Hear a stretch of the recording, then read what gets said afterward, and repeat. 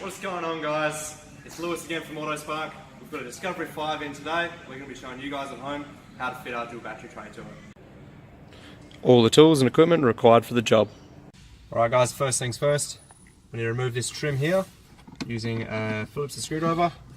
Remove the Phillips head screw in this corner.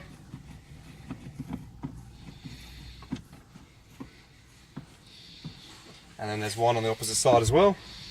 With this tab up here, pushing forward evenly, we'll remove this trim.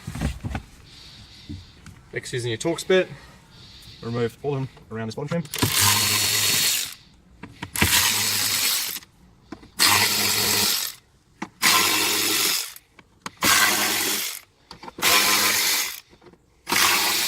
Alright guys, next thing, our goal is to get this whole trim out here.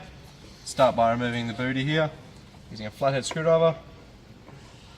Remove the clip, and let it go down there. There's a hidden T30 Torx bit behind here. We'll pop that out on the angle. Remove the screw.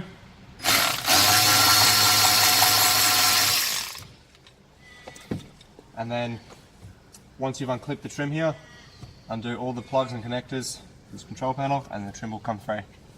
Removing the trim, you're going to sit the tray into place, making sure all 4 threads line up with our tray. Tighten it all together using the nuts and washers, and make sure they're all tight and firm. When that's all done and completed, it's time for your wiring to be done. Come see us down at Autospark Osborne Park if you're in WA. If not, take it to your local auto electrician.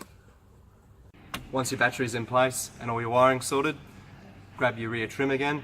You'll need a bit of modification to clear the battery, otherwise you can organise a brand new trim from a car with factory rear aircon, and it'll sit in nicely. That concludes our video. Hope you guys enjoyed watching it. We'll see you guys next time.